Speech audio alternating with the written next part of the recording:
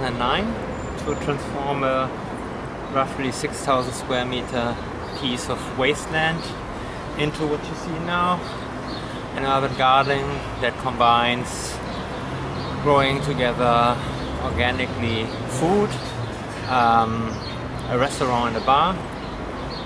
This place is the so-called neighborhood academy. So we built a house DIY with 100 volunteers, and the garden is also a platform for all sorts of activities and projects around sustainable living, reuse, and also the connection to growing food, to the countryside, to the things that relate to our food system, let's say, in general, and how we can also formulate alternatives. So the garden started as a temporary project, and everything is mobile, so all the plants are in crates, and the crates are organized as a kind of compost bed, a lasagna bed. So you can grow basically almost everything that you can grow in this area. In this climate zone, as I said, we're growing 500 different species, from potatoes to herbs, tomatoes, chilies, salads, so everything you can imagine in a kitchen garden we grow here on roughly 1,000 square meter of growing space. And and often also things people don't know anymore, often seeds that you cannot get on the market anymore, to also preserve the diversity of our cultural plants. The purpose is one word, it's community. Through participation. We'll create a place which kind of supports participation as well in the neighborhood as from other people, and try to form a community by people doing things together, learning from each other, getting to know each other, building up and keeping that place running together.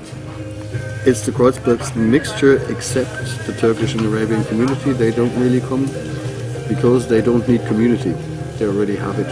But for all the others, you can feel kind of a lack of community space. And I would say all of the others come. It's old people, it's young people, it's people with non-German backgrounds, it's refugees, it's people who just moved to Berlin and try to get in touch with the city and with the people there. It's neighbors who regularly come and kind of have a sense of owning that place. This is my neighborhood place. It's people who are interested in gardening, who are interested in sustainability, who are, it's a wild mixture. So we're running the place as a non-profit company, so we don't get any public funding. We heavily depend on people helping us, supporting us, so we have a few hundred people every year who help us in the garden. We're trying to sustain the place with our own economic activities, for example the bar and the restaurant, and also a landscaping company that is building gardens for kindergartens and schools, universities, companies, private people. And with the surplus that we make, we try to finance the non-profit activities within the garden, and that's, for example, open gardening days twice a week where everybody can come. One danger for a project like this is to get institutionalized, which could be a well-meaning treat by the city as well.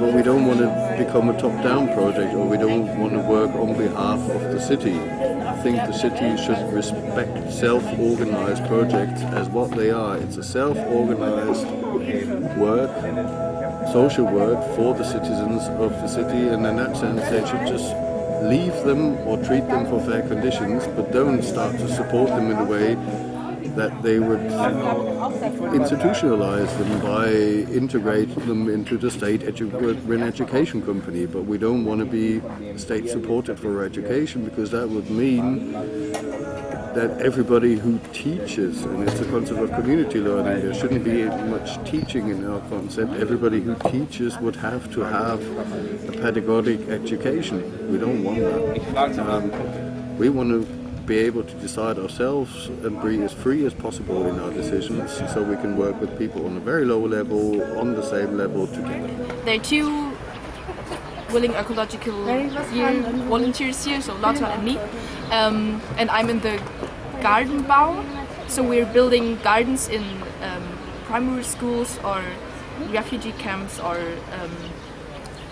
I don't know, a lot of different places in the city, like in the Haus der Kultur in der Welt. There's also a garden from us, and we are getting paid to build the gardens there, and we're going there and look if the plants are all okay.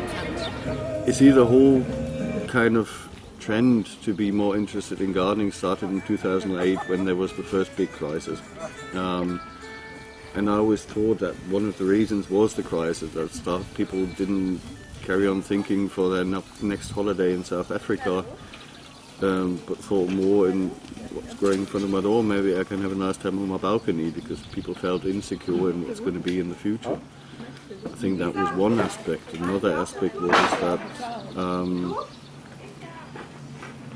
people felt, maybe through all the food crisis we had, not in food supply but in food quality and in maybe harmful stuff in food which came from the cheap production, which is part of the whole organic movement as well, that they should put more effort in food and sustainability in that kind of field. And then it's very difficult to find something how to do. You can go and buy in an organic shop, but how do you get to know what's seasonal, when is a carrot ripe, how long does it need to grow, and where can you find a connection to where does our food come from in the city? You know, maybe in TV, but that's it. And there was just a study published this week. It would be possible to feed a city like Berlin, not in Berlin itself, but from the region. But we'd have to change the agriculture, we have to move to small-scale organic, and we have to change our eating habits, because, for example, the amount of meat that we eat is eating so many resources when it comes to land and water and so on. So I think we have to have a mid-term perspective on these changes, and they're crucial because alone the impact on climate change by agriculture is so massive that we cannot afford going on like we do. So I think we need more diversity, and we need showcases, and not just single ones but regional showcases that show we can establish a different agriculture, we can establish a different distribution system, and we can establish a different food culture in the cities. But I think it's doable. 10 years.